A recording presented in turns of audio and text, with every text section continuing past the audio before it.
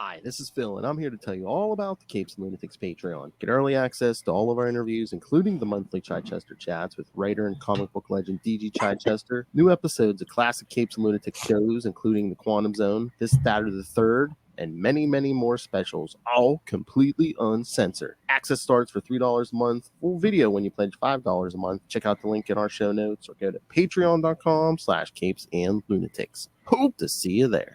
Look up at the sky. It's a bird. It's a plane. It's a flying mullet. That's right. Welcome back, kids, to another episode of Electric Mullet. You're pretty much in order Superman podcast from burn to the horizon. Anyway, I am Phil. Joining me as always. If you're watching this on video, I'll let you know because you can't tell from his video. The biggest Superman fan ever, Mr. Tyler Patrick. Hey, everybody. And the Owl of Steel himself, Justin the Owl. Hello, everyone. And this time we have a special guest coming to you from the Last Sons of Krypton podcast. It is Connor L.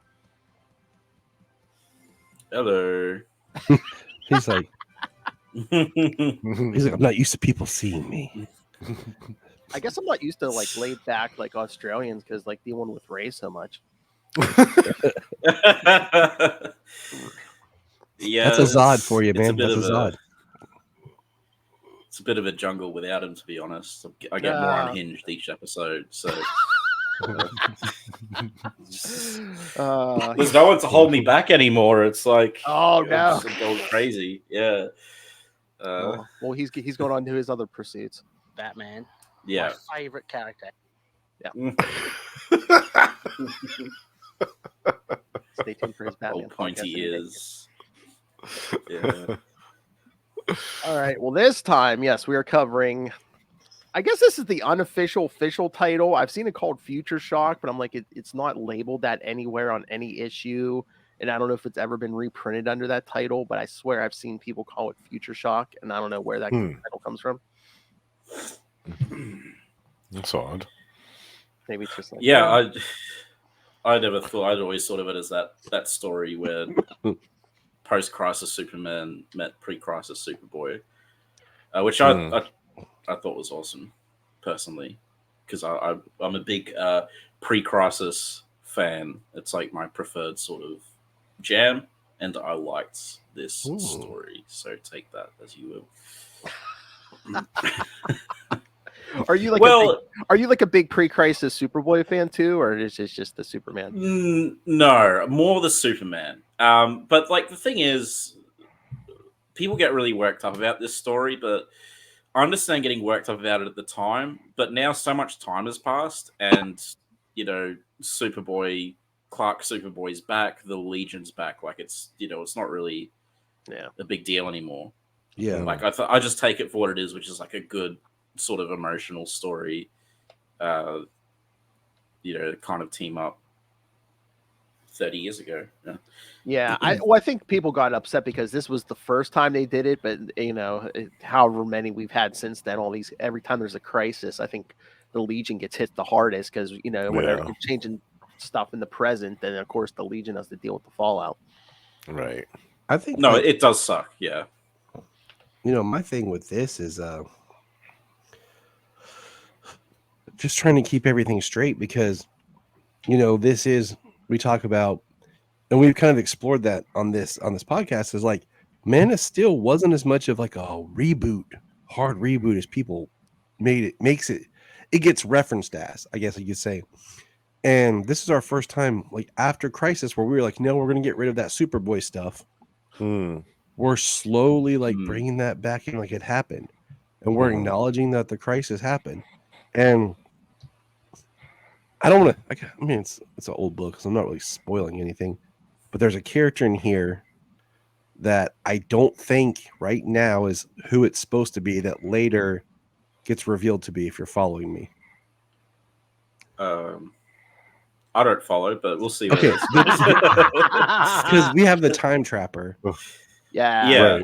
Who later is revealed to be somebody else, but I don't think that's who that is supposed to be right now.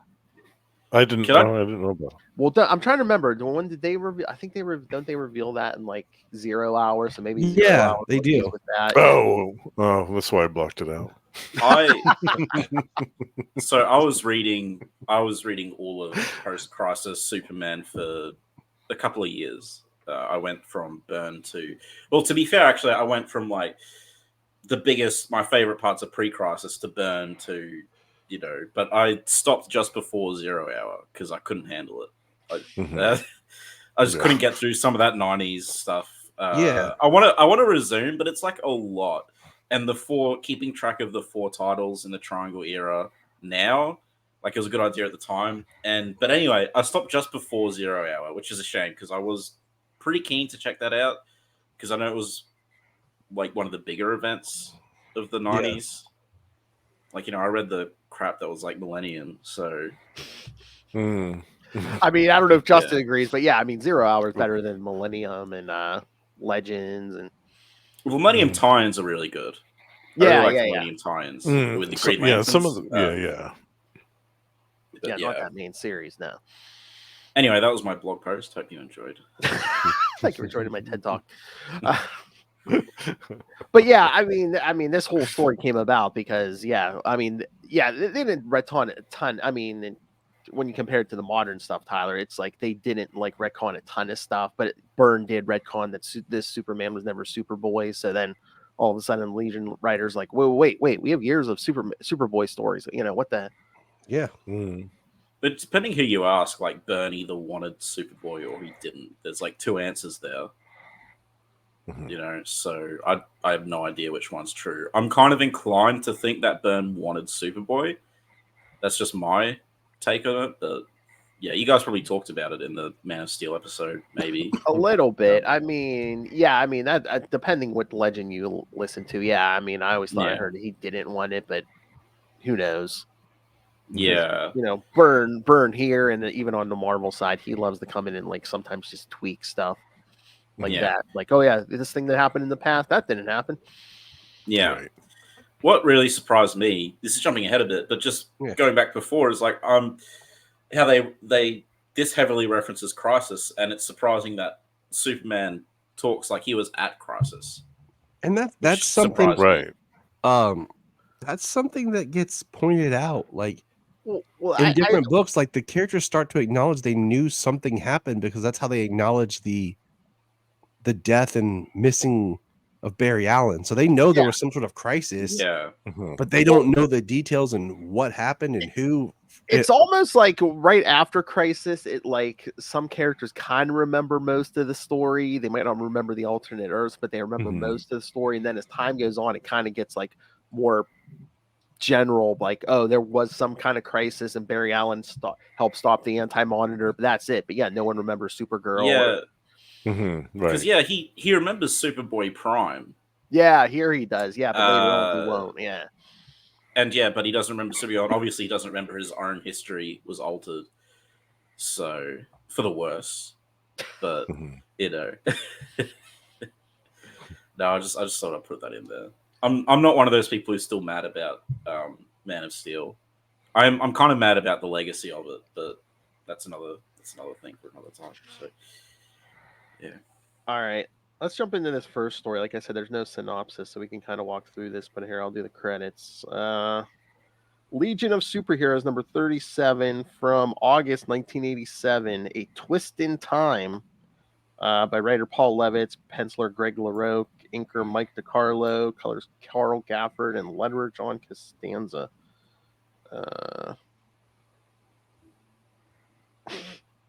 Okay. Crisis on Infinite Earths, the Compendium, classifies part of this issue as happening on Earth 23. So I don't know if that's the Legion. This Legion is on Earth 23. Who knows? Oh. Even though at this point there's supposed to be no multiverse. Yeah. We got a map thanks to my personal saint, Grant Morrison. But, yeah. Well, yeah. After like Infinite Crisis, and they're like, oh yeah, the multiverse. They bring. But we got a map. It was all mapped out, and then it got ignored like straight away. And So who knows? Who knows anymore? Yeah, but I mean that's always like a losing like proposition there when you're like trying to like map like it's supposedly a like infinite amount of alternate Earths. Absolutely, but Yeah. it was done. It was done so well. Like I Mhm. get adding to Yep. it, but just like contradicting it and nullifying it like almost immediately afterwards is a bummer because it was a pretty good job. Well, I think the other thing too is like at first, didn't they say, oh, there's only like 52 alternate Earths or something, and then it's I'm sure people were just like, what about this one? What about this story? You know? And now that's why it became infinite Earths, and then there was infinite multiverse. Oh yeah, We now got there's the like an dark multiverse. Yeah, or there's Yeah. there's like an omniverse. So now we with have the multiverses, omniverse, Yeah. and then the Omniverse. dark omniverse down here. So It's so stupid. Like it's so dumb. And you know, if people remember Crisis fondly, it's not for the mess that it was. You know, it's for moments like Supergirl and the Flash. So I don't understand why they keep doing these crises. Like, who's into this? Because it's not me. I don't know. I mean, Supergirl and Barry Allen are both back. I think probably the big reason people remember Crisis so fondly is George Perez art. The artwork. Yeah, If you had a lesser artist on that thing, I don't think that thing would be as touted as it is. Well, I think it was agree. really fun. Sorry, go on, Tom. No. I disagree with you, Connor. That's all about the Supergirl and the Barry Allen thing. Oh damn! All right. I think that cover of Superman holding Supergirl and Barry Allen is when people think of like Crisis, like that's some of the biggest stuff to come out of it. That really, those were pretty huge. That really held something, So that's what I'm saying. They're like Supergirl and Barry's death. I think were genuinely well done parts of Crisis, and that's why Crisis works as a story for me. And like, it's a fun spectacle. Like it's the whole DC universe teaming up, and it's not old hat at that point, So right, it hadn't been done a million times already. Yeah. All right. So this issue. Well, we start in 2987. I hadn't read this previous issue, so so the Legion's figures out something's wrong and tries to go back. Well, I just had to go to the end of time. The end of time to mess with the time. Meet with the time trapper. But meanwhile, the art shows them going back in time. I just had to laugh when I saw Sunboy. That's all. Because I know, right? Because me and Solomon watched all of Superman and the Legion, the cartoon series. Like we wrapped that up this year, and we just had a lot of Sunboy jokes. So like when Sunboy popped up, I was like, Sunboy. If you watch that cartoon, you don't. I like the Legion I've read, but this issue reminds me of why I'm generally not into teen books. It's just all the interrelationships going on and the melodrama. It's like, especially when they're like teenagers, that it's just like, So I just, Well, like I know, like when Will and I talked some Legion a couple episodes, like he loves the Legion, and I'm like, the Legion seems pretty cool, but if you haven't been reading Legion since you were like a kid, like it's hard because there's so many members, and now there's been like so many iterations and different versions of the Legion of superheroes, so it's kind of daunting, to get into the Legion at this point. Yeah. And even 30 years ago, I think there were 3 books, weren't there? There at one point there was Legion of Superheroes, Legionnaires, and Legion 89 or Legion 90 or whatever it was. Like, it was really confusing. That's one of the reasons I never got into it, was just because I didn't know what I was reading. I didn't know who was alive, who was dead, what was going on. It was a mess. And when you get into time travel stuff, I mean, it's going to be a little bit confusing to begin with. The only time I like the Legion is when they appear like in the past, like they're part of the story from coming from the future, but like I don't want to follow just a Legion story. Yeah, there was a great story with them fighting the Legion of supervillains. Like I remember that being really good. There's some great Keith Giffen artwork in there. Like that was some great stuff. But for the most part, I didn't get into the Legion. There's the other side of the coin. There's like Adam from Legion Outpost who hates how much Superboy's involved in the Legion. And wants more Legion just on their own without being chained to the Superman mythos, which I understand, obviously. But I mean, I'm sure that was a tactic to like boost numbers on the Legion book. It's like, oh hey, Superman is / Superboy's in this book, so yeah. I love the time trapper. I think he's a really cool villain. Mhm. Yeah, it's a great villain. And a Yeah, great look for look the and villain, stuff. too. Yeah, very Yeah. mysterious. Yeah. Yeah. a Looks great almost villain. kind of like Destiny No. from, what was it, the Greek myth? There was a Greek mythology. Maybe a Wonder Woman character called Destiny that had that purple cloak like that. It's very mysterious with the cowl and everything. Oh yeah, or even like Death at Marvel. Yeah. Yeah. But yeah, the Legion tries to let's get to the Time Trapper, but they end up in Smallville, which Oops.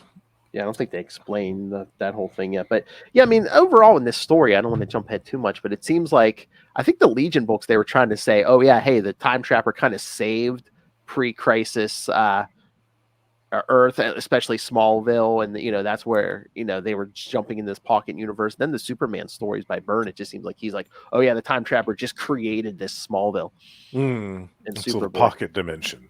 Yeah, like it almost seemed like he didn't want to acknowledge that this was pre-crisis Superboy and Smallville, but That's where I Well, get yeah. yeah. 'Cause that's where I get confused when this was when he talked about the whole pocket dimension thing that's coming up. because I'm like, why mention Red Skies if it's not the pre-crisis Smallville? Well, it kind of can't be the pre-crisis Smallville because, like, pre-crisis Superman, is technically at the moment he's post-crisis Superman. He's got his history changed, so the whole thing's like it's obviously a mess. What that they got this really twisted logic to it's a pocket dimension and all this stuff to sort of, and that's like the only way it can really work within continuity at the time. Yeah, because there's no alternate Earths, or like even if he time traveled, technically, going back, there is no Superboy. So yeah, the whole pocket dimension, and I accidentally kind of read them out of order. Like I read the Legion books last. Yeah. So when Superboy showed up, I was like, this isn't Superboy Prime. I'm like, is it? No. And then yeah. So it's not. Well, there's a lot of. I would say that people, we talk about Byrne and Levitz, but I would say that the editors probably had a pretty heavy hand in the sort of explanation for what's going on here. So it's kind of like they don't want to acknowledge like pre-crisis, but it's like you kind of they don't. They like don't, but it's like you have to kind of deal with a Superboy that's technically kind of like pre-crisis because of the Legion's still a book, so they've got to tie up that loose end, which is like awful how they handle it. Like Kurt Swan stopped getting work. All the old Superman writers basically just got the boot because the new editor didn't really like Superman. So messed up. Yeah, it's a shame. They wanted like a modern take. Well, it's like at this point there was 3 Superman books and they gave Byrne 2 of them, like writing and art. Yeah, I didn't understand that. Yeah, and he says in retrospect it was a miserable time for him. So I just does he? Yeah. But I mean, he was like a hot thing coming from Marvel, and then after this he goes back to Marvel. But yeah, so that was. And his run is good, and like Man of Steel rejuvenated the character somewhat, but I don't think you really needed to kind of annihilate the previous work. No. Like I said, he likes to do that sometimes, like either add stuff to a character's history or like just completely change, some version of it. So, yeah, like we saw with one character in this story, Crypto. And that was interesting too, just having Crypto show up. Yeah, this is definitely. I mean, it's definitely a writer's like, hey, I miss these characters. Let's just bring them back, and we'll just say it's a pocket dimension. Totally. And I mean, that seems to become, as time goes on, something they do. Like, oh, this person, pocket dimension. Yeah. But hey, Phil, this person's not in continuity anymore. You can't write this story. Pocket dimension. Pocket dimension. It just seems so. Again, like I said, it's so weird because it's like I don't think they want to, come out and say, "Oh, this is pre-crisis Superboy." But meanwhile, it's like you don't want to be like, "Oh, this is just something the Time Trapper created from not, just out of nothing." Yeah, it's continuity is always a hassle. Like it should be less important than it is. Oh yeah, really, because at this point in DC, like Jeff Johns basically made it so that everything's canon, so they should stop worrying about this stuff. Well, yeah, everything happened everywhere, somewhere in one of the infinite numbers of Earths and multiverses. They should have done that years ago, but I guess better later than never. Yeah. So, Crypto's fun though. It was fun to see Crypto. Oh yeah. And like interesting that Crypto shows up as like the exact same later on. But I just like my favorite is Pete Ross. You know, being all super active. Oh yeah, because it kind of gives you like that contrast too, because once Byrne takes over, when he changes the history, it's like now Lon is the one who knows Clark's secret. So it's like here, Pete Ross knowing Superboy's secret, but then on the other end, where we're going to see the next issue, Lon who knows his secret. Right. It's funny because sorry, go on. No, I was gonna say the whole Mon-El being part of things here was just interesting. I forgot about that. Because he's here, and then like I said, I didn't read these till later, so starting with the Superman story, I actually found it more interesting because you don't know what's happening when you start the Superman story. Then all of a sudden, like the Legion shows up. Yeah, it was a little, it was a little bit more like, oh, okay, what's going on compared to like this book being the setup for it. Yeah. Mm-hmm. All right. Yeah, let's get to the second one. I have a synopsis for this one. Feels like, let's stop this crap. Let's go. Superman number 8 from August 1987. Future Shock. This is the only thing that's titled Future Shock. This issue. That's where it got the Writer and penciler John Byrne. Penciler Carl Kessel. Colors Tom Zayuko. Letterer John Costanza. And editors Andrew Helfer and Mike Carlin. Clark has volunteered to help Lana Lang put up a fence at her home, and he gets the job done in no time thanks to super speed and heat vision. Martha and Jonathan come up with a picnic basket, and the four have lunch together. Suddenly, Superman perceives a disturbance at the nearby limestone rock quarry, which make a note of this place, kid. There's going to be a couple fights here in the next you'll be seeing this place again. Next year, Yep. Flies off to investigate.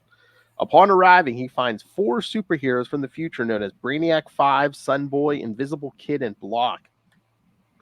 Superman's powers go out of control, and suddenly he begins firing heat vision at this futuristic legion of superheroes. Remember that? Remember the heat? All right, remember that too, kids. For in January when we come back, why the heat vision's running amok. Yes. The Legion, meanwhile, believe that Superman is actually Superboy, a time-traveling hero that has teamed up with them in the 30th century. Everybody gets into a big fight, but before long, cooler heads prevail when Brainiac 5 attempts to explain his presence in this era. Originally, they tried to use the Time Trapper's time bubble to travel backwards in time to Superboy's native era. However, they wound up in a strange pocket dimension instead. Superboy turned out to be a traitor and tried to kill them. Other members of the Legion of Superheroes escaped and tried to return through the time stream. However, they ended up here in this parallel universe. Superman tries to explain to them that in this reality, he never became Superboy and he has no idea who the Legion of Superheroes even are. At that moment, Superboy appears above them and threatens to end their lives. Okay, I got at least 2 Superman experts here. Okay, is there any situation, even if he thinks it's going to like save Smallville or save the planet, where Superboy would threaten to kill anyone? Yes. Superboy? Probably. Because I look at the maturity level. Teenage hormones, okay. Because there is a line. Is a line later where Clark says, "I defeat." Like not to skip ahead, but like when he defeats Superboy, he works backwards and says all the clues that he had and everything he put together to show like Superboy's thought process. Right. Yeah. Excuse me. The thing with pre-crisis comics, the Silver Age, like, there was always like things were always getting involved to like make heroes fight each other.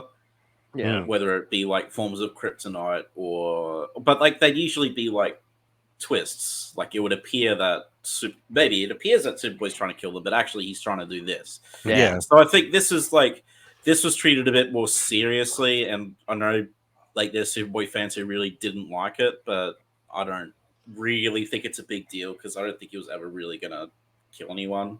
Because he says like he's got the Legion. I mean, he's got the Legion frozen. He says Yeah. that it's programmed not to be able to freeze Superman. I might be mixing up a couple of issues here, trying to get through here.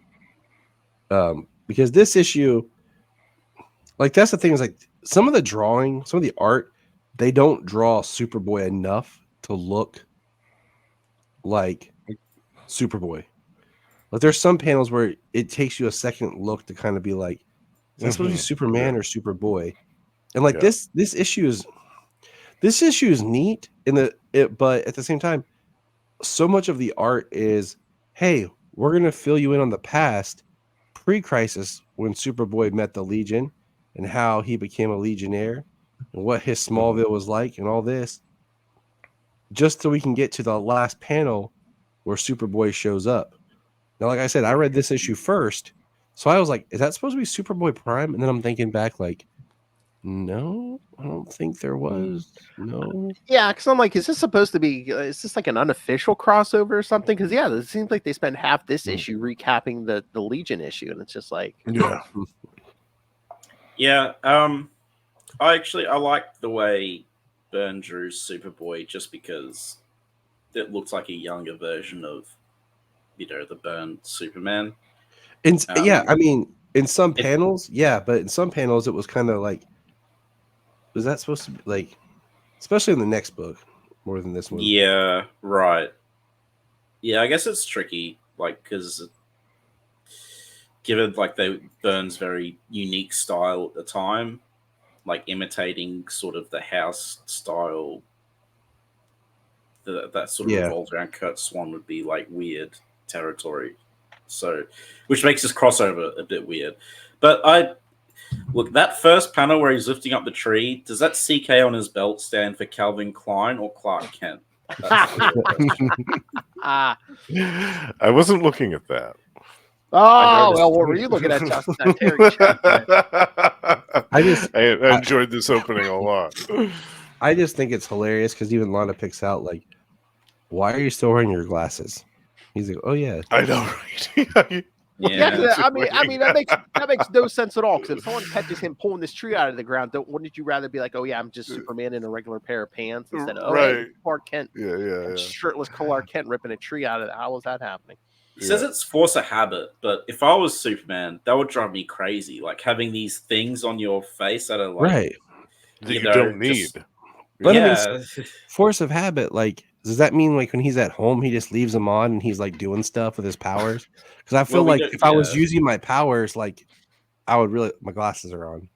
But I think it's part of Byrne just really trying to push that. Oh, he's Clark Kent, not Superman, which is like the opposite of what came before. So yeah. I mean, I think that was Byrne's big thing is like he writes Clark as if he is like a human being, but just by a twist of fate and nature, he just has alien DNA, but he's basically human. He wasn't subtle about it. He was born on Earth, even, which I think was one of the more controversial changes. Yeah, and I've been over this. I'm not a fan of that. I don't know unless present company is the case. I don't know anyone that's a fan of that. Him being actually born on Earth. It's a safe space, Connor. You're cool, man. You can just express. It's good. Like, you can say what you need to say. Yeah, well, it's sort of like it kind of started with this, but I noticed a lot of writers like Rebirth and stuff now as kids. It's like, when do we get to the point where Superman's basically just a human? There's literally no drawbacks to him being a Kryptonian. Like, it lessens the character, in my opinion. If he's, and like the Kents are alive, that's fine. If Kents are alive, I prefer they're not alive. I prefer they're in the ground. But if they're alive, it's fine. But when they're alive, he's married, he has kids. That's a really cushy life for a superhero. Now, I'm not saying all superheroes have to be Batman, but, all the great heroes of history and mythology, they all have tragedy somewhere in their lives. And, like, tragedy is an important part of the human experience. It's, like, cathartic.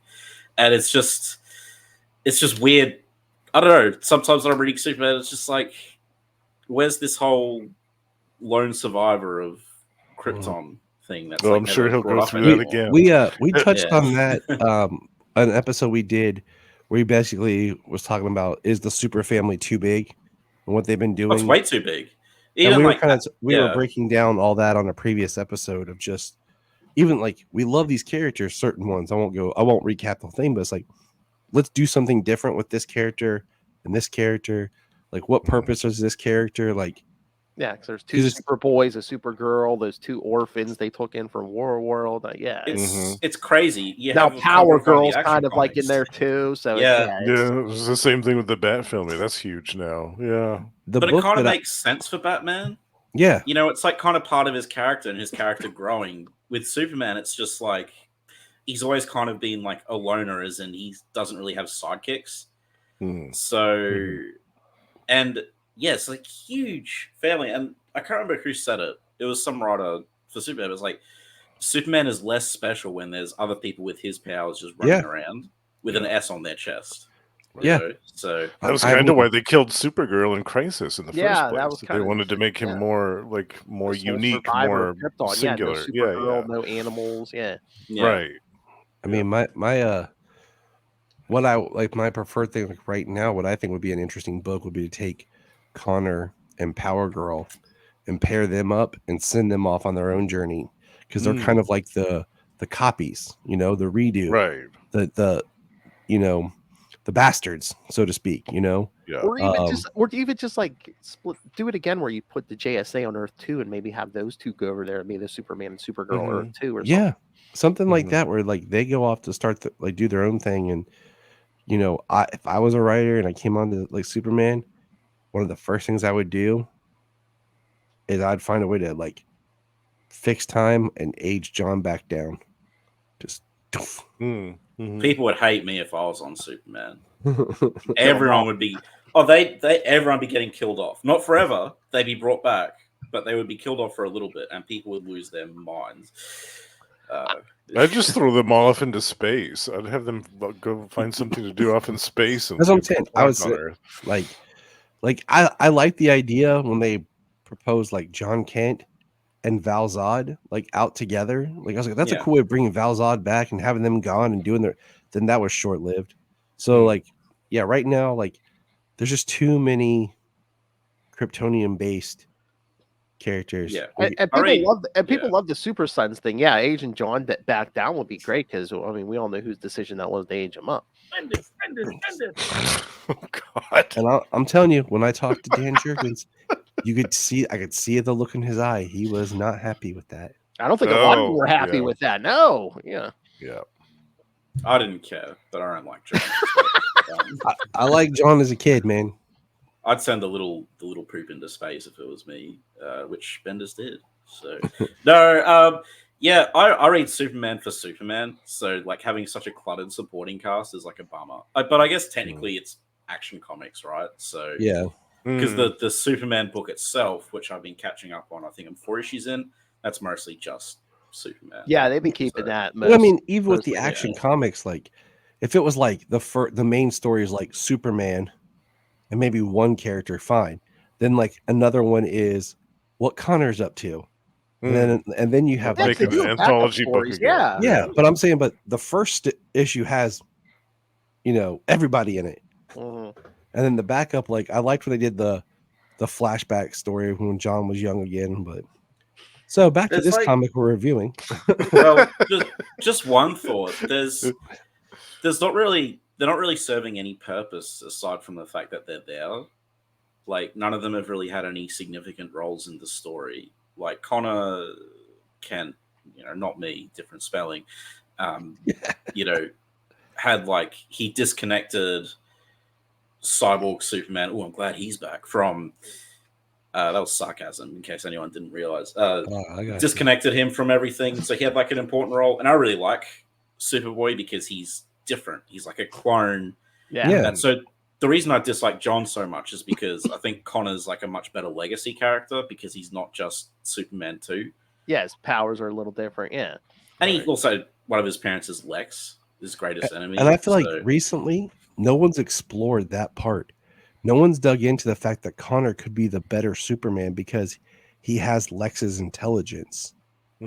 But they always touch on him having like, Clark's powers, but they haven't touched on him having Lex's intelligence. Yeah, and I feel like that's something.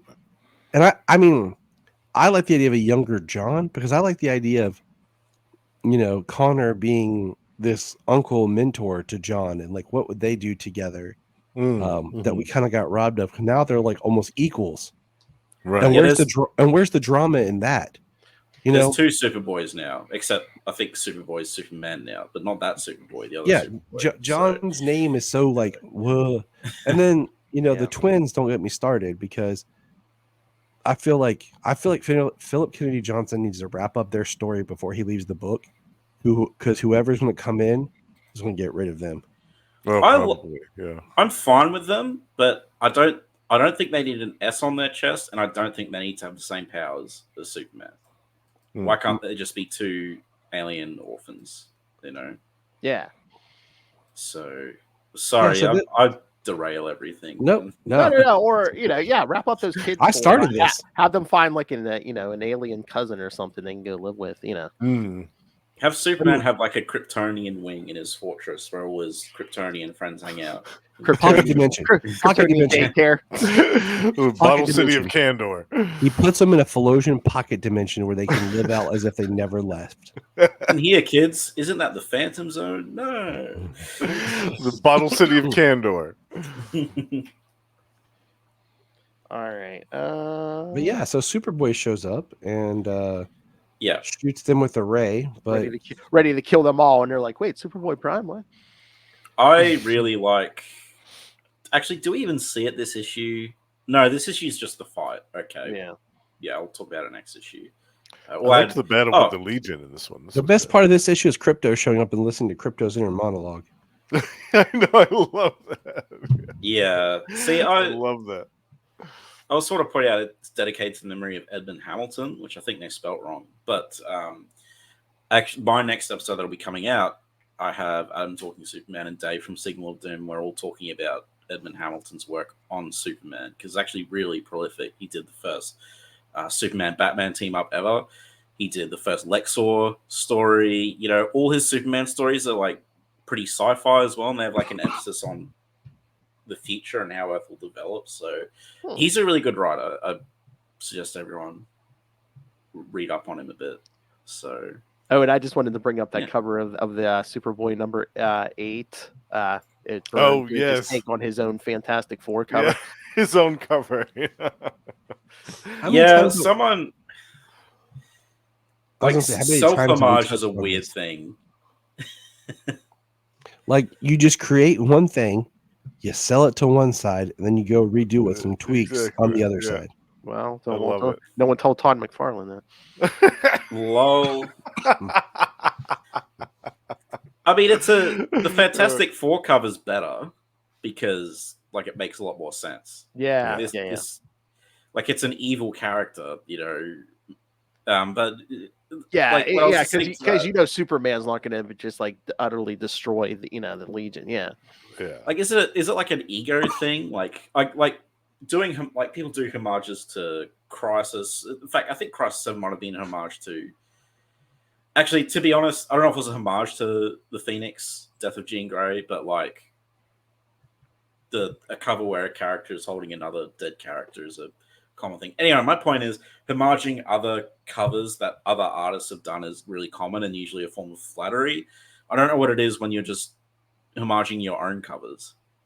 Am I thinking about it too much, or is it like you're just like hey, I need to write a cover. I'm just going to redo this with different people. So laziness makes more sense. They'll love it. Yeah. Oh yeah, that's like what I was referencing. Like Todd McFarlane, there was a whole run of Spawn covers where he just like redid like his old Spider-Man covers. Spider-Man ones, yeah, totally.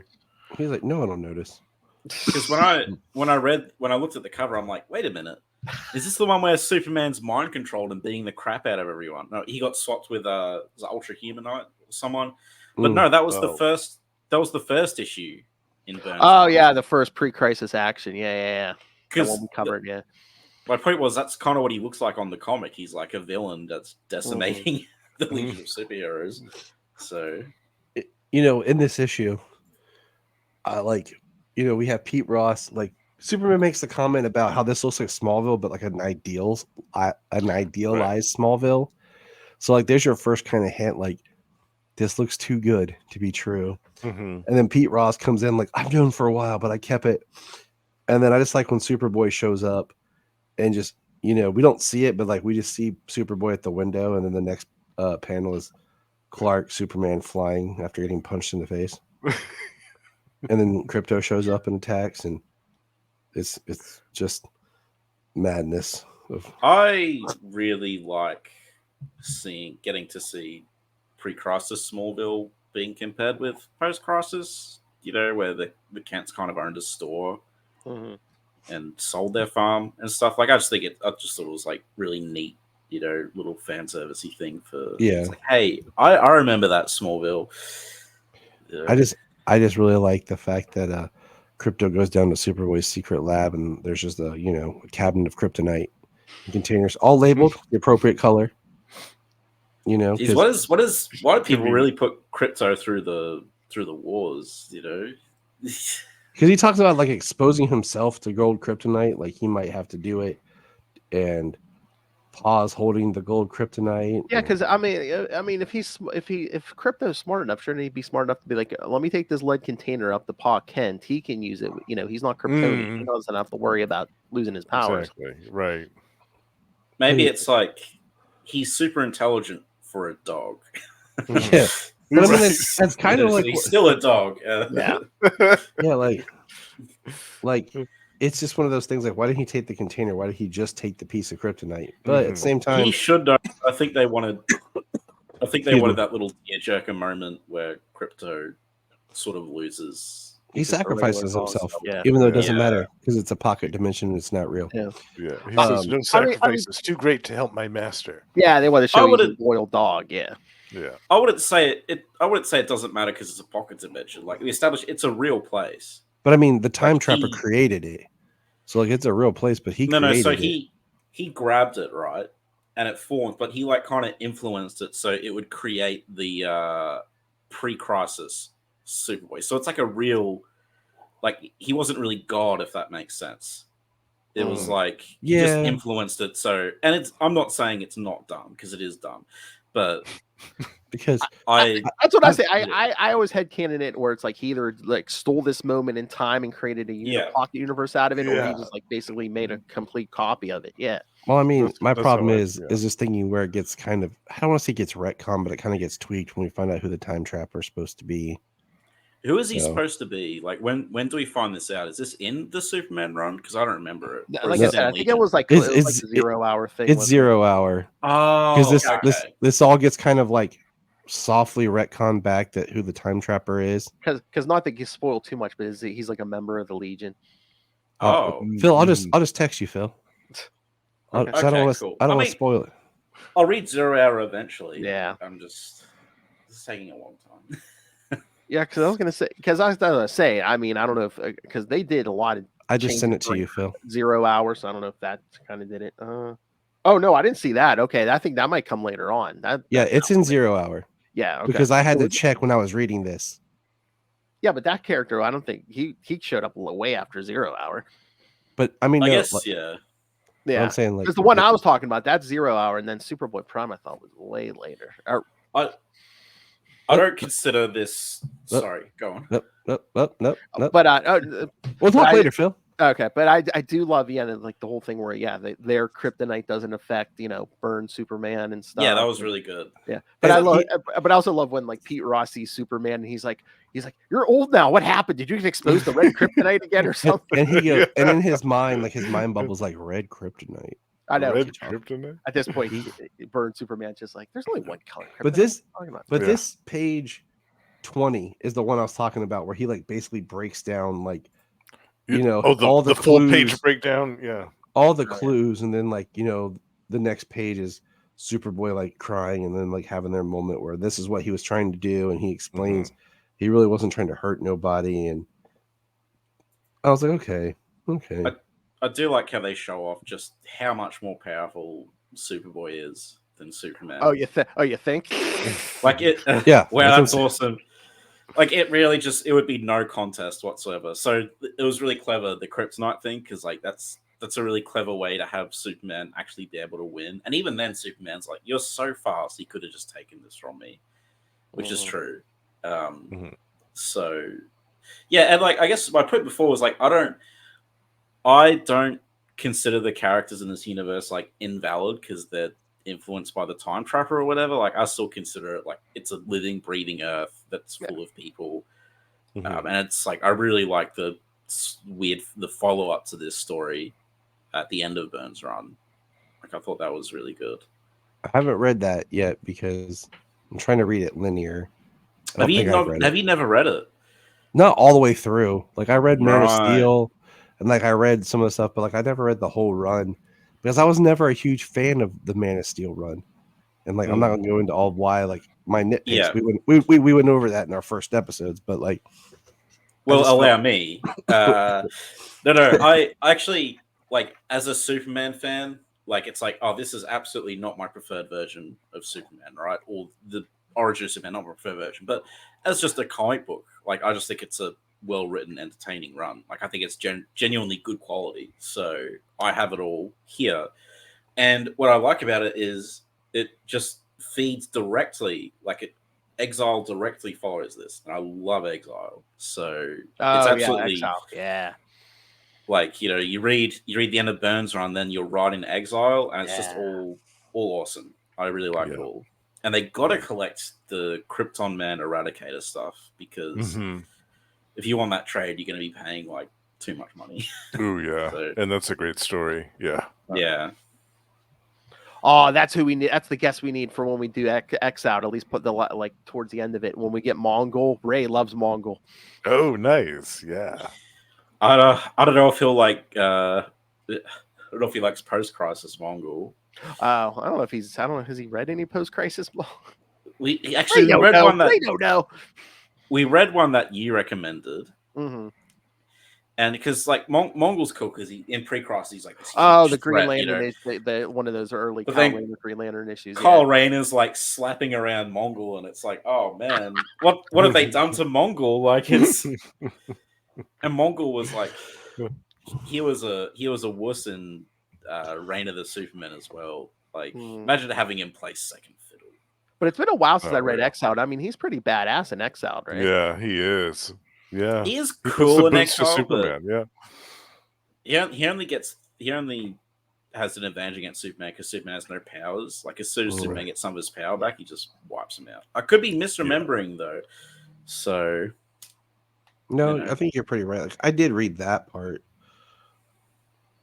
That's what I'm saying. That's why like just reading this straight like we're doing is helping fill gaps of stuff like, oh, I thought I read this or I did read this, but I missed this. Me too. Yeah, there's a bunch of the Adventures of Superman issues that I never read, so I'm loving catching up with those. I did a huge like read recently of like 90s Superman, so just doing this and just keep going like is gonna be just fun to do.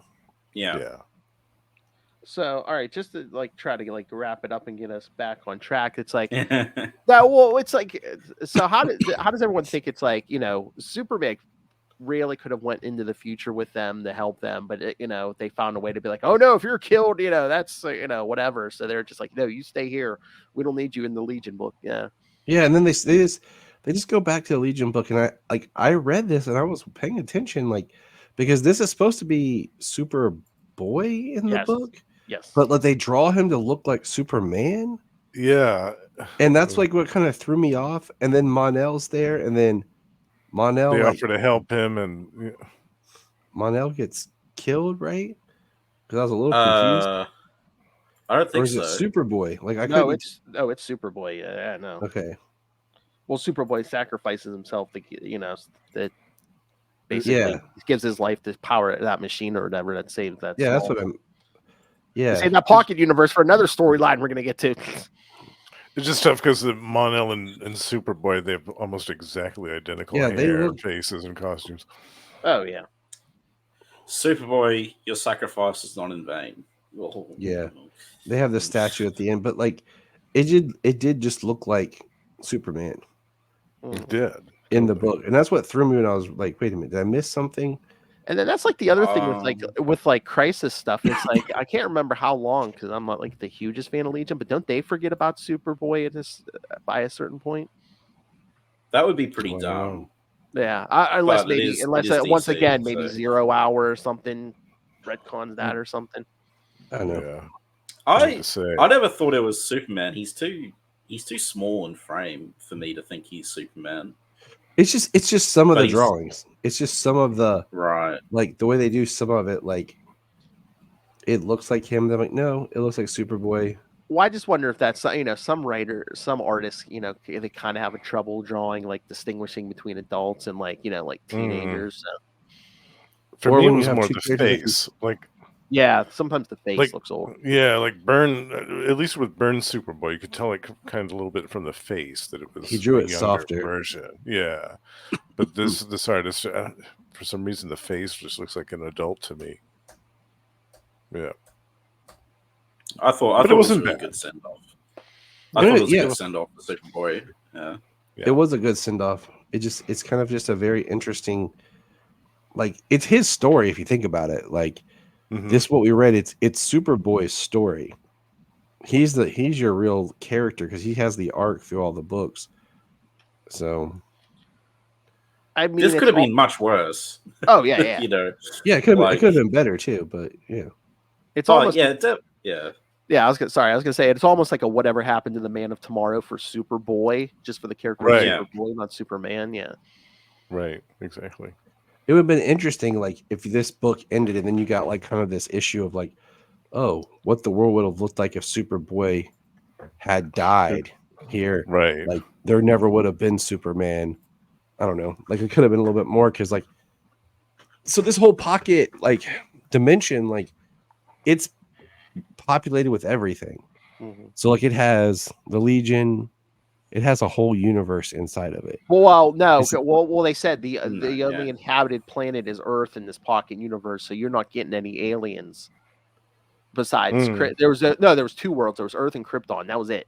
There was no other inhabited world. So you're not getting any Martian So- Manhunter or Hawk people or So Superboy Lanterns. came out of the pocket dimension and went into the real world back in time Yeah. with the Legion. Hmm. or back Forward in in time. time. Yeah. yeah. Forward in time. Right. Well, They yeah. kind of that- mentioned like Yeah, because that's what they said. Every time they tried to go to the past, the time trapper was throwing them into this pocket universe. manipulating it. Mhm. Yeah. Mhm. Because he's the Like- time trapper. He is the master of time. So, and the other thing is like they mentioned, like the time trapper obviously manipulated it so Superboy could go into the future, but they also kind of mentioned Superboy might like be powerful enough just to go there anyway. You know, Yeah, like they say that at the end when he takes them to the future. Mm. Because like he takes them to the future, which stops time trapper from preventing them getting there. Because you know, yeah. Which I Yeah, 'cause thought they was say cool. they save Smallville when he's like just barely alive, and he's like, "I'm going to get you home. You guys help me save Smallville. I'm going to help you guys get home." Yeah. Yeah. Well, not just Smallville, the whole planet. Well, yeah. Yeah. Yeah, because there was Time Trapper made a machine that was somehow preventing the crisis. Yeah, that's so weird. It's like Crisis is over, but meanwhile, like that Red Sky effect is still threatening this pocket universe. It's Yeah. Yeah. I think that's the point where it's like you're thinking about it too much. And that's I not just think the time That's the trapper writers, that was the time trapper saying, "Oh, that's not me," even though it is him. Yeah. But yeah, but again, I guess like Tyler pointed out, this can't be the Superboy who becomes Silver Age Superman because he dies as Superboy. So then you Yeah. wouldn't have Silver Age Superman. Yeah, there's no it's just anyway. Again, this was just a ham-fisted attempt to say, "Oh yeah, all those stories where the Legion encountered a Superboy. Oh yeah, those still happened." But yes, Right. it wasn't present day Superman. Stories that exist for the purpose of continuity are like always weaker to me. Although there is exceptions, and I do quite like this story. I think it works outside of that, but I don't think you should ever really write a story just to fix continuity. Like it's just baffling to me. But I think it was just a olive branch so the Legion. So they didn't have to tell the Legion writers, "Oh yeah, every story you wrote was Superboy." Yeah, it's gone. Right. Yeah. I guess at least this means like the Legion writers, Paul Levitz, can stop worrying about what's going on and just keep writing Legion. Exactly. Yeah, Right, yeah. Okay. All that past Just stuff. keep doing what that you're still doing. all that past stuff still happened, but from this point on, you're not going to see any Superboy. Yeah. Right. Yeah. Yeah. Just replace him with Mon-El in the script. Whatever you were going to have him do, to have Mon-El do it instead. Mon-El, Oh, yeah. our greatest they were- inspiration. Yeah, I think they eventually Ooh. do that. Yeah, like basically just made Mon-El that character and some of the Basically. flashbacks and stuff. And then there's like, Yeah. is it a Daxamite or there's some female, like blonde female, where I think they plug her in to replace Supergirl in any story Supergirl was in or something. Was it Oh dear. Yeah. I forget if forgot she's like a Daxamite or something. Yeah. Oh wow. Because that's even trickier because nobody remembers that's Supergirl. a mess. Because that's the thing. I mean, you do a big story like that, like a crisis where like you're rebooting the universe and stuff, but it's like, but you don't completely reboot everything. There's always going to be cracks in the the foundation. There's well, what about this thing? What about this? Right. Yeah, decades worth of stories to address. If you go to a reboot, you do it clean, and you also don't blow up the previous continuity either. Like it's still there, just so everyone's kind of happy. But it's just timing and everything. Because like even when they rebooted with New 52, and they're like, okay, we're 5 years into a new universe, but it's like meanwhile, Bruce Wayne still had 4 Robins, so it's like, wait, he's had a Robin every year. Yeah, they cherry picked that. Yeah. All right, I'm gonna ask you guys a question real quick. I just want a yes or no. Should DC? Yes. Because I have heard rumors about this. Do their own kind of ultimate universe. Where they reboot, start at the very beginning with everybody in their own pocket dimension. So like just do like an alternate universe and do just like Marvel do with the Ultimates. They just start over and it's like I thought that's what they were trying to do with like All-Star Superman and All-Star Batman back in the day, but it's kind of rather see them. I'd rather see them resurrect the Elseworlds line if they were. They're working on that. Like that was a big announcement they had at New York Comic Con. Was they're going to bring back a lot of these Elseworlds stories. Oh, good. And they do that line, but there was rumblings about potentially starting their own kind of basically ultimate universe, but. I mean, it's a way for everyone to have their cake and eat it too, because I mean, Marvel, they're restarting a new Ultimates line, and like everyone's screaming for Spider-Man's marriage to come back. There's going to be a married adult Spider-Man in the Ultimate Universe now. So if you did that, I mean, you could have 2 universes now. Everyone can have their cake. You have family Superman. I just think it's great. Superman. I think it would be good because, like, I recently read a Supergirl book, and James and I reviewed it, and I said, to me, where I am in my comic reading, this book was nothing. But to someone who's coming on to these stories who just recently started reading, this is like an important book about this character. So I'm like, go ahead. The problem with an alternate universe is it won't take long for it to get bloated like the real the main universe. Yeah. So it's like a Band-Aid solution. When you think about it, New 52 was kind of like Ultimate, except they just stopped publishing the main universe. Yeah. So, but I don't know. It's like you said yes or no, but it's actually like it's a hard question. I will say, like, I like that we're getting mini series for characters that aren't Batman now, that are like where continuity is not important. I think that's a really good step. Like, they're not technically Elseworlds, but they're just standalone stories where continuity with the current titles just doesn't really matter that much. Yeah. But at least with like an Ultimate Universe thing, it's like you reboot, you restart everyone from day one. Like New 52, I mean, Superman got a full reboot, but meanwhile, it's like the books that were selling well, Batman and Green Lantern, they kind of got more like a soft reboot. Yeah, right. And that's really I just remember when the Ultimate Universe launched, it was exciting, and my brother and he bought X-Men. I did Fantastic Four and Spider-Man, and he did X-Men in another book. And we just really followed those lines because it was a nice place to start and just follow like the whole world being built from the ground up. And I loved it because it was exciting. It was easy to follow compared to like trying to find that entry point in. So I don't know. Like, I just like Solomon's actually starting to read comics now compared to like just like looking at the pictures. Like him and I are reading the Justice League Godzilla together. So like if they did something where he could like start from the ground up and follow the characters instead of like jumping in the middle of something could be cool. Although, remember, especially like me and Justin, we're the old men here. Remember back in the day, Justin, when we started reading, you jumped into the middle of a title. It might be like, issue 312, and you're just like, okay, I guess I got to jump in. I got to figure out what's going on. And, oh, hey, they're mentioning something that happened 6 months ago.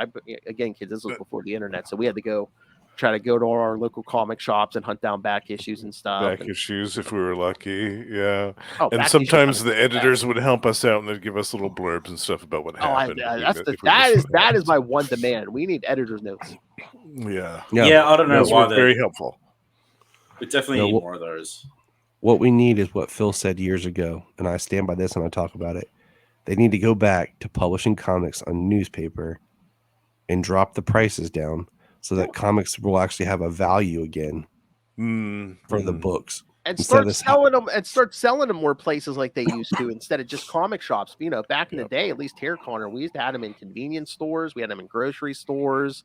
We had gas stations. Yeah. Gas stations had like a spinner rack or two. Yeah.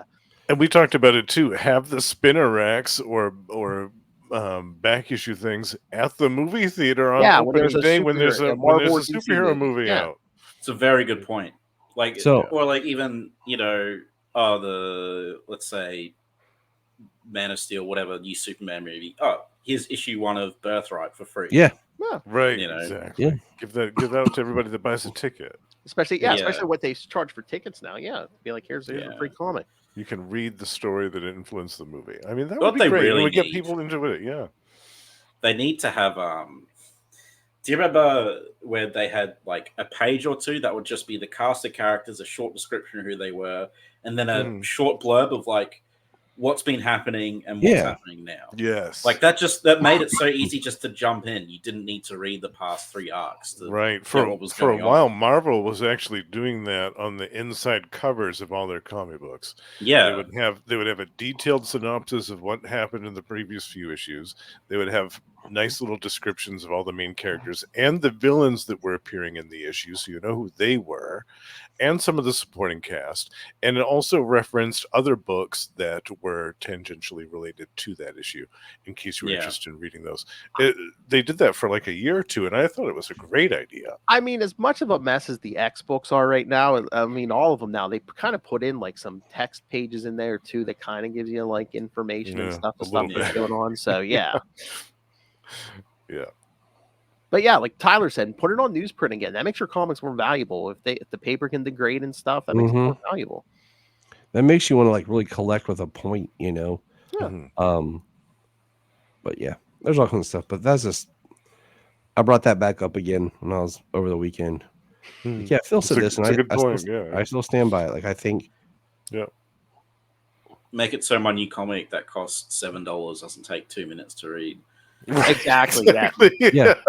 Right. I spent, you buy this book, $7. It's high gloss paper or something, and you're like, okay, all right. It's good paper, maybe like a special cover. I read it in 3 or 4 minutes. Yeah. That was just a little blip. I have to wait for the next book to feel like I got the story, and there's no. I'll do that. I'll get my weekly comics and I'll sit down and I'll pick up 2 issues that are about the same size, and one of them I can read. If I read it in 5 minutes, the other one takes me a little longer. I'm like, well, something's not right here. Where one of them I can read right through it, and the other one, it's taking me. I won't say what book, but I got a book over the weekend. I was reading through it, and I was like, oh, on this 2 pages, there's 1 word bubble, just art. Oh yeah. Oh, there's some words, and then the last 2 pages had the characters talking. I was like, and that's the book. Thank you. Yeah, that's it. Yeah. Who wrote that? It's more than once I've been tempted to switch to the old trades, which is kind of what they want you to do. But it's just if you listen, at least I'll read the full story. I think it was on our last episode, James and I had a long discussion because we've been bringing it up about just shifting our buying and our reading modes to, if it's a mini series, we're just going to wait for the trade. Starting to wait just in reading stuff on the app, because I brought it up, my local comic shop closed. Even if I buy it, my nearest one's an hour away, even going there or having them shipped costs me more money. It makes it difficult to keep up. And then I'm like, I'm more likely to go to my shelf, grab a trade, and read it than I am dig through my short boxes and start pulling individual issues. Right. So like we had a whole conversation, kind of debate about just what we want to do moving forward as far as like our buying habits. And like you said, like the books are costing more and more, and I don't feel like I'm getting enough value out of them until I like sit down and read a whole story. Then I'm like, okay, cool. Well, like I think I told you, I mean, well, if you're paying for shipping, I know what Will does. I don't know where he gets his comics, but they just send the one shipment for the month. He gets his month books, the month's books at once at the end of the month. At the end of the month. But then by then, like it's almost time for the next books to come out. Means they're gonna be on my app. Oh yeah. Right. You know what I'm saying? Like yeah. Eventually, like it's just gonna be. I'm a month behind, so why not just wait for it to drop on the app? Yeah. It's a mess. I mean, right now, what I'm doing is I'm collecting the main two titles. I'll just read those whenever I feel like it. But I'm collecting all the minis of Superman that are coming out, but I'm not reading them until they're finished. Yeah, like I can't wait to be finish. dead by the time Lex Luthor finishes. Oh yeah, did you see they delayed that? I think was it at least till February, the second issue? And oh my god! Not what, like the end of the summer or something? Yeah, and I was talking about that. I'm like, why do you release a book like that when you only know it's gonna be 3 issues?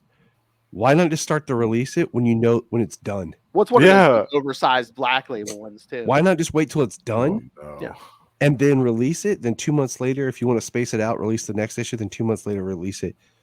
Because I don't care. Why do you start I don't care promoting who it? the creative team is. Yeah, get like 2 or 3 at least in the can. And then, like you said, it's only 3 issues. It's only 3 issues. Just get wait all till 3 it's issues done. done. Yeah.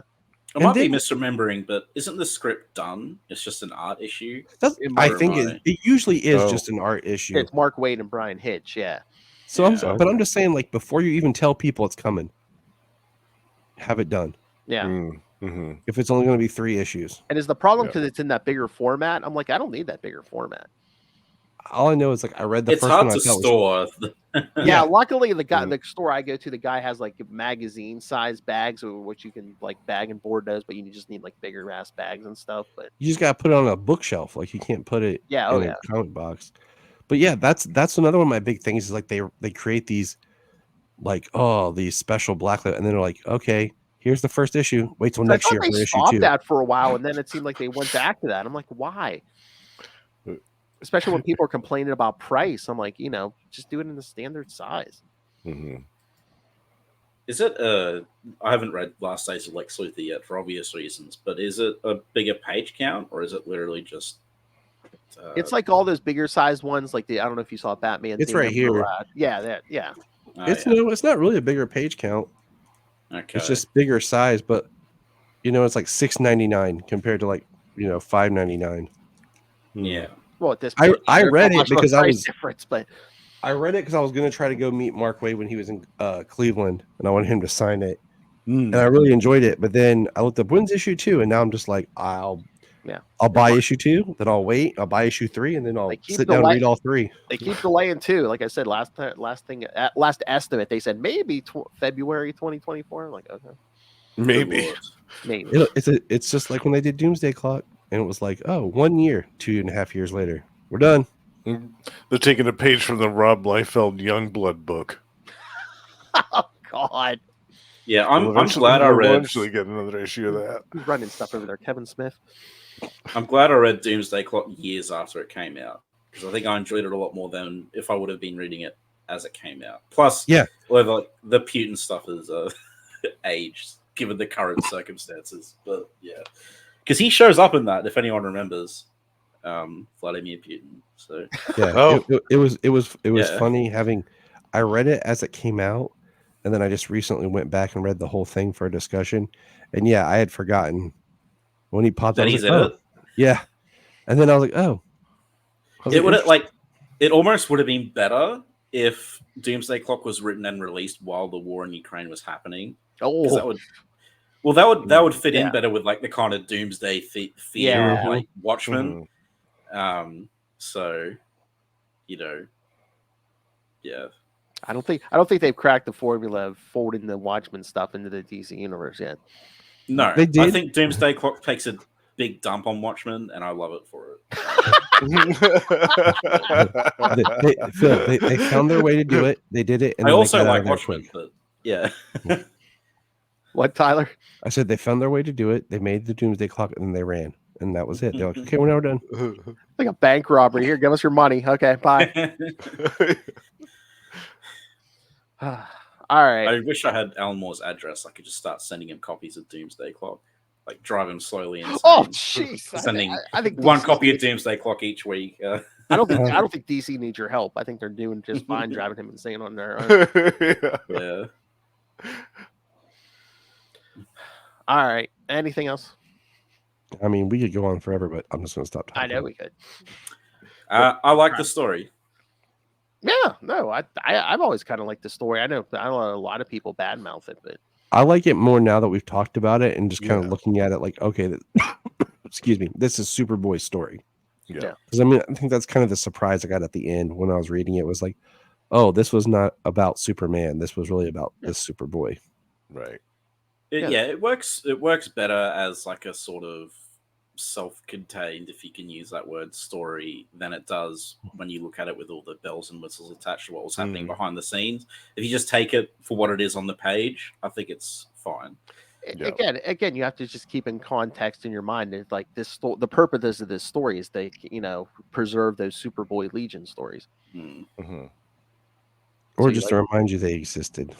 Well, that's it. Yeah. Yeah. So you liked it, Justin? Yeah, I did like it. Yeah. Yeah. And not being a big fan of the Legion, I thought it was just fine. Yeah. And it made me want to read more of the Legion stuff and dust off my old issues of those. So in that regard, I guess that was a success as well. Like I said, if you want any Legion tips where to start and stuff, talk to Will, because Will's like, he knows all the font of knowledge on Legion from that guy. Yeah.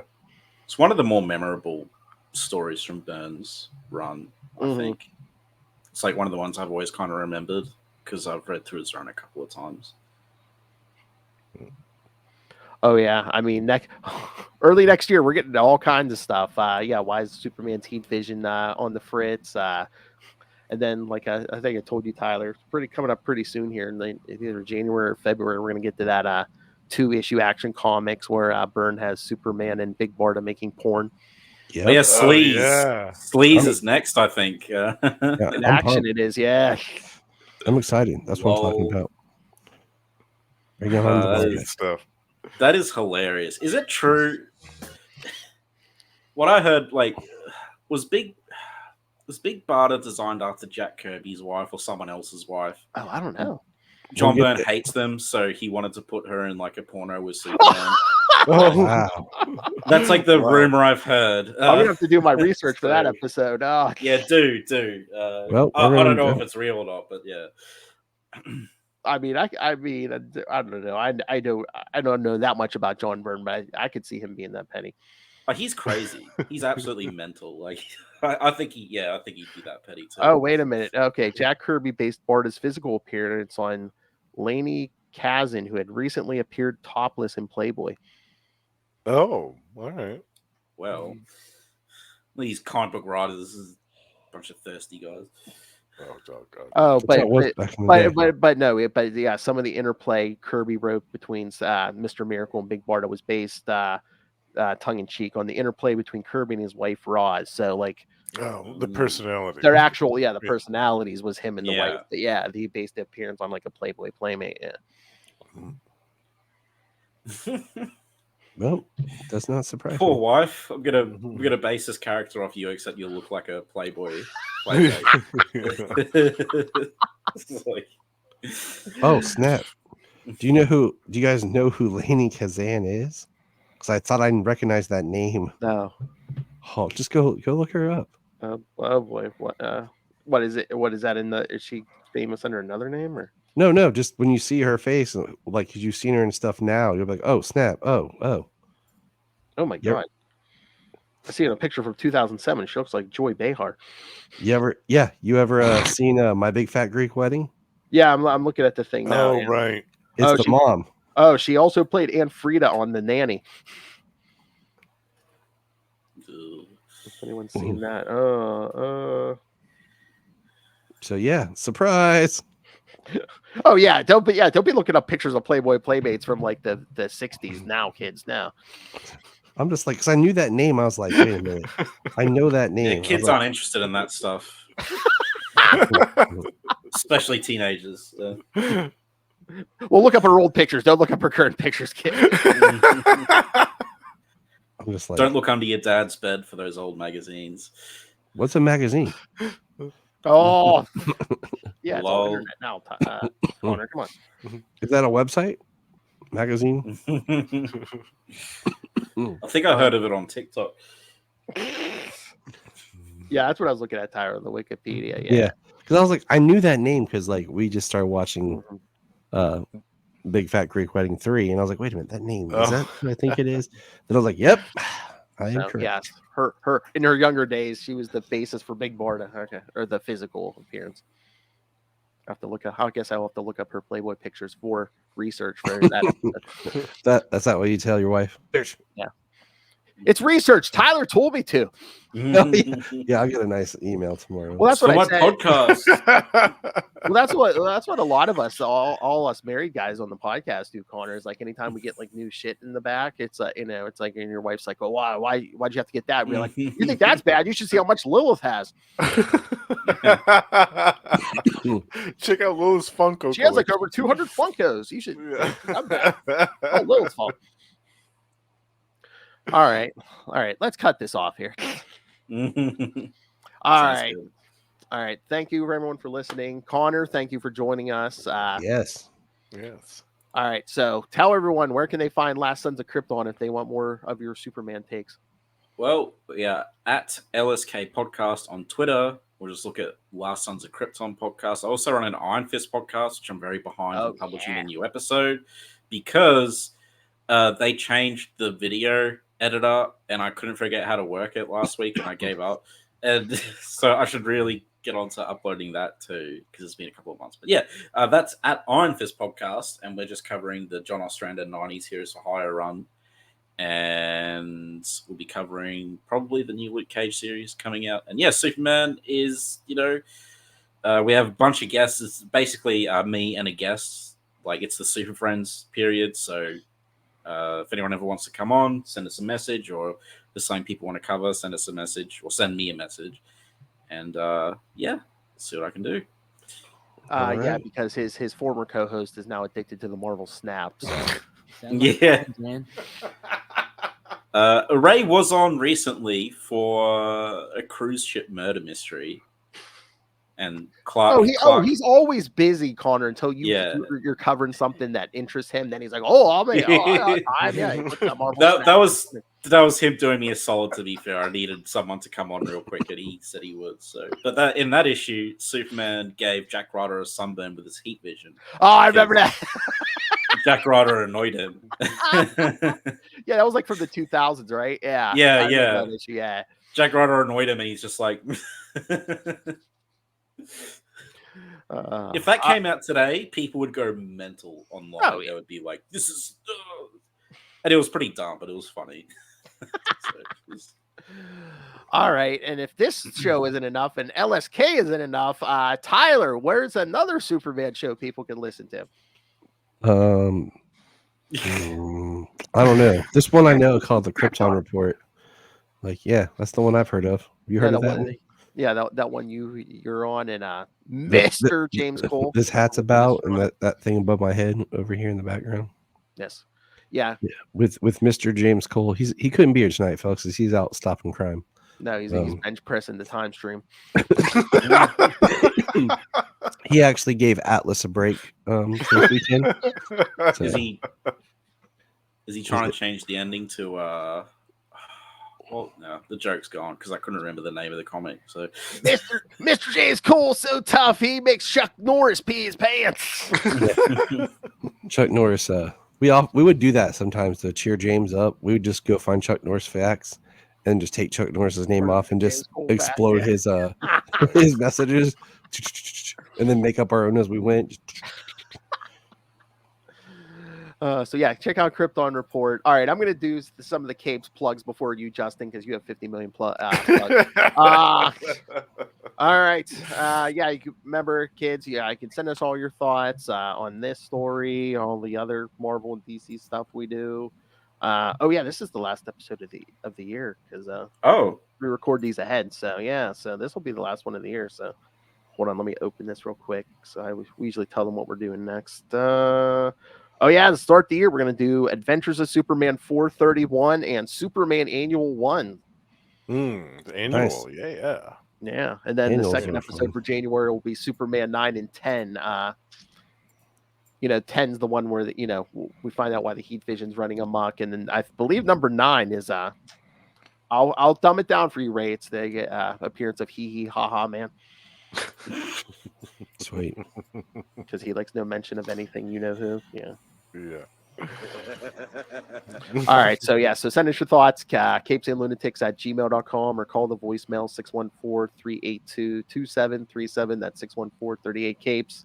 And again, find episodes, social media, merchandise, and the link to our Patreon. Please subscribe. Go to tubespace.io/CapesandLunatics Podcast Network. That's tubespace.io/CapesandLunatics Podcast Network.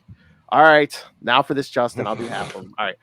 You can find Justin here twice a month on Electric Mullet. You can find him. Gamma charged, right? Gamma charged. Yeah. Wait. I'm doing the stuff I do with them. Hold on. No, we're gonna so, beat him to it, so he has nothing left to say. Oh, We're gonna say it all. Yeah, here Electric Mullet twice a month. The last week of every month on We Are the Night. Sorry, Ray. The Batman podcast. Yes, we're gonna talk. We talk Azrael. And then every week over on the other feed on Marvel Tales, where we cover a different Marvel story every week. Every week, yeah. That's right. All right, and now what else does he do, Tyler? Gamma charge. Strongest podcast there is. That's right. It's all about that green guy who gets angry. That's right. And sometimes She-Hulk. We talk about her too. Green people. That's right. That's twice a month. And also, me and Russell are joined by Ray, the High Priest of Khonshu and an addict of Marvel Snap himself, and our pal Sparky over on Predator and Prey, the Yusha podcast, where we talk about Fox's Predator twice a month. And also the Demon podcast, Gone the Form of Man, the Etrigan podcast. Me and Russell are going back to Jack Kirby's Demon series of the 1970s and covering the whole thing, having a hell of a time with it. And also, the Lost Library of Legends is my solo podcast dedicated to the undiscovered and forgotten comic book series of the last 40 or so years. Scream at. I told you, just from the spelling, it's Predator and P-Ray because Ray's P-Ray. That's right. Yeah, put down the Marvel Snap, Ray. He hates I get the name wrong, but I think Marvel Snap just sounds funnier. It does. All right, kids. Thank you for joining us. Connor, again, thank you for joining us. Yes, thank you, Connor. Yeah.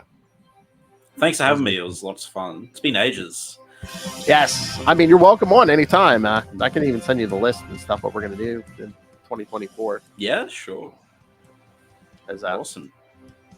No one can replace Mr. James Cole, but it was nice having you here. No, but I tried to get him to just pop up. I told him, I said, James. He's like, I haven't read all the books. I'm like, doesn't matter. Just pop up. I'm like, you're smart enough and you can read as we're talking and just kind of make comments about stuff. Like, Yep. Just join us. Is that what you were doing? I always have it. I'm always reviewing it as I go. Why he's having trouble telling Superman and Superboy apart. Dude, I had last week, man. I told you when I hated missing, but I was coughing too bad. But my thing will not download or open that one issue of Superman. Oh, jeez. All right, kids, come back next time for the truth, justice, and the mullet way.